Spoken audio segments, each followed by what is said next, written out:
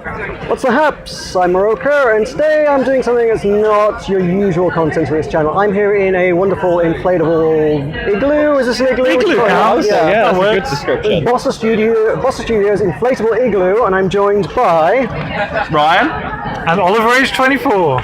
Would you like to tell the good people who you are and what you do? Yeah, so we both work at Bossa Studios. Today's our launch event for Worlds Adrift as it enters early access. What do you do? My official title, I guess, would be a product marketing manager, but I work on the marketing team alongside Oliver. We also present the weekly Bossa videos as well, and we also stream for Worlds Adrift. Yeah, and I'm the video marketing manager, so I mostly do videos, trailers, vlogs with Ryan, and streams as well. Cool. So outside the igloo today, you've got a bit of a crazy stunt going on. Do you want to explain where this came from? Whose idea was this? It's something I guess marketing came up with as a whole. It's a play on the idea that Worlds Adrift is launching today, Worlds Adrift's taking flight, and we thought what better way to represent that than by literally launching Worlds Adrift into the air. Physically. Exactly. Absolutely, okay. Yeah. That's been good. There's some good sights up there. It's interesting to see London from the air. Yeah, it's a good view. So yeah, it's a cool stunt to do. I hope that's got the attention it deserves. So as you say, the game is launching today in early access on Steam. So for anybody who's been playing it for a while, for the veterans out there, what's actually new in the game in early access now that it's available to the world? What are you bringing to the table? What's new today?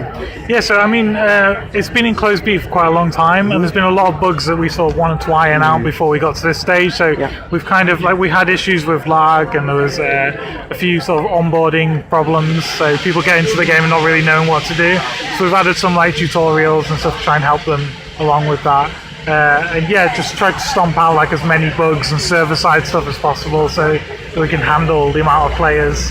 For the last maybe 2 months, we've been doing this 2-week stint whereby every 2 weeks we would release a new update, and we stayed true to that. So today launches with a brand new world as well, and we've released the never before seen Kyoki culture. So I think there's about 100 out of the 300 islands, 100 of them are Kyoki based, and it's a completely different aesthetic from the Saborian world which has come previously. Very Persian influenced, lots of brass, gold, scorching sun. So it's a completely different look.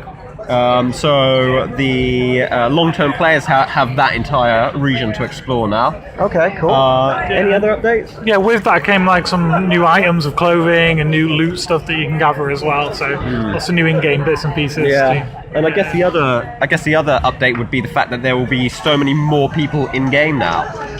So new adventures to be had, new crews to be formed, more PvP potential as well. Awesome. Okay, look forward to checking that out. So you say you've been updating every 2 weeks. Is that going to continue into the future through early access?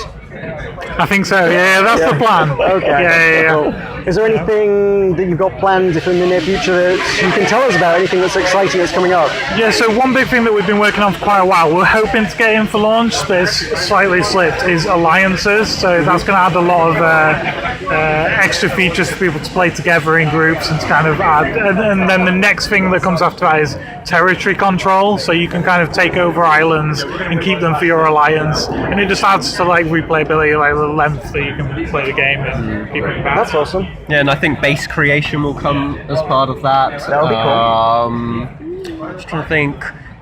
Water's something that's been talked about a lot. Right. That's quite far away. Yeah, I don't think it's going to be anything. A lot of people ask why is water so difficult, but because the game uses real-time physics, water poses some huge complexities that we need to iron out and get just right before we release. But Sky whales? Are sky whales coming? Your man over there to ask, really.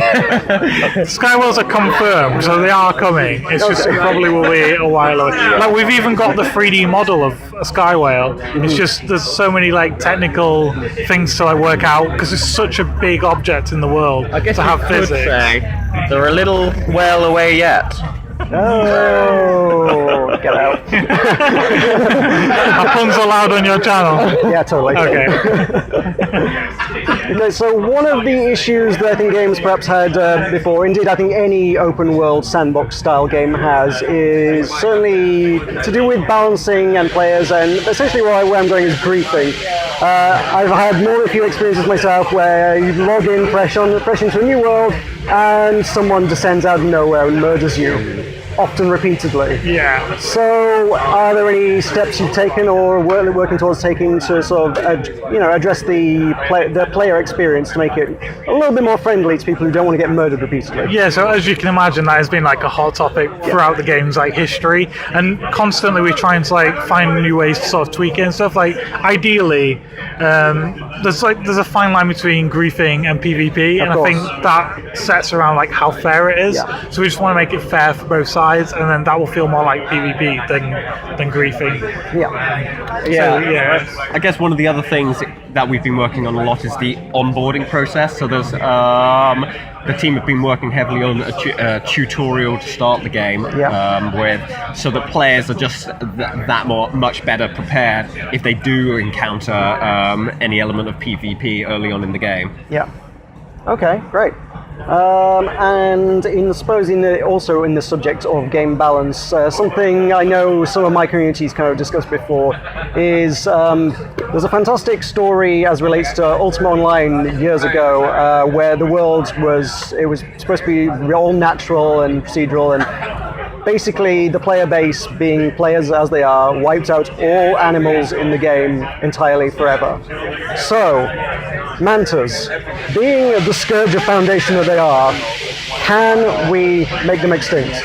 I mean, technically, if you can kill them all off before they manage to breed themselves back into population, it is possible. And there were a group, like an alliance, that got together to target specifically I've seen a mantas. few people attempt that, Yeah, but they haven't managed it yet, so it's a good challenge. Renowned lovers, those mantas. I'd be impressed if you could kill them off before they repopulate.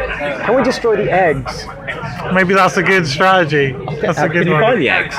Yeah, you can harvest the eggs, take the eggs. Wow, nice. Well, they used to look like fuel.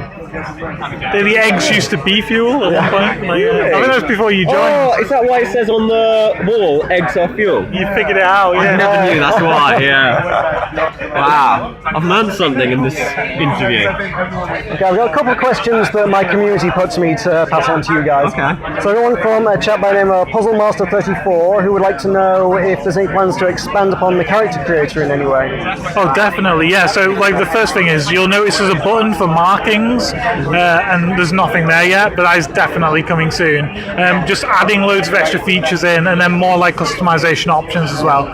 Definitely want to add that. It's just, yeah, there's so many things on our list of to do that it shuffles around, but it's definitely something we want to. We just recently updated the selection of hairs as well. So there's a load more hairs, some really cool ones. Right. Lots of beards, new beards, Nice. moustaches, and there will be a cosmetic shop in the not too distant future as well. Cool.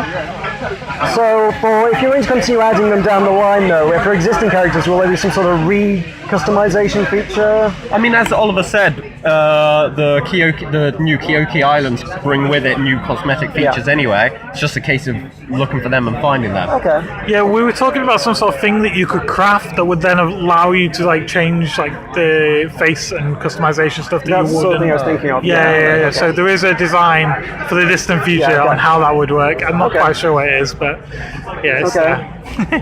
My comrade Tulkas the Valiant would like to know, he asked me quite a lot of questions. I whittled it down to 3 for everybody's sake.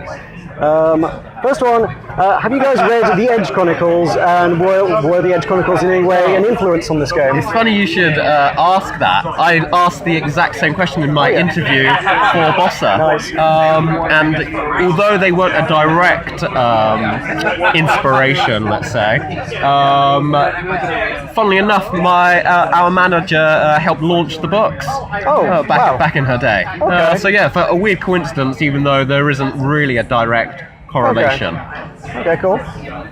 Second one, tell us more about Telemon. We've met Telemon in many bits of research around the world. Oh, that's a face that means I don't know what that means. I don't know what that is. If you go around the world and scan everything, there's lots of stuff to do with Telemon. He's presumably some sort of great ruler back in the day.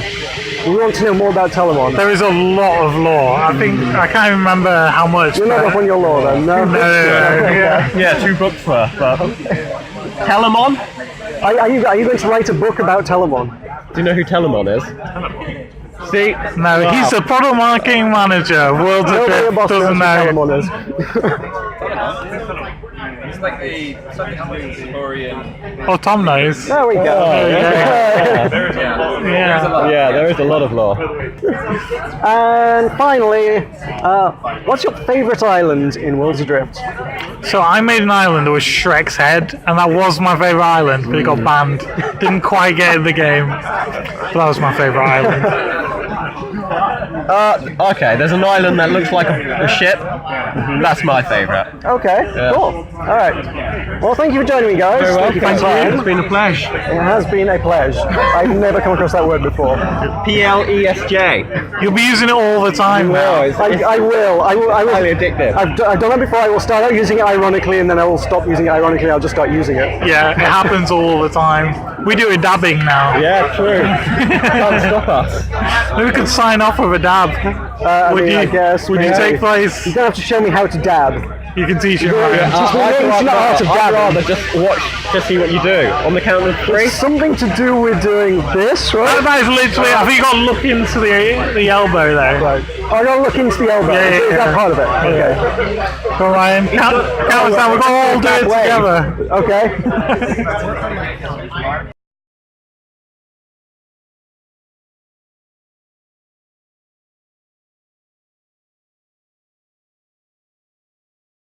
Okay. So what you're saying is we're your very first interview on your YouTube channel. You're the very first interview I've ever done in my life. Well, this is my first interview as well, maybe? Is it? Maybe. That's a lie. Okay. How about yours? I can't remember. Maybe. Possibly. I'm not sure. But I feel blessed either way. I feel blessed that we're your first interview. It's a good first interview to have. That's true. It's a good practice one. Much.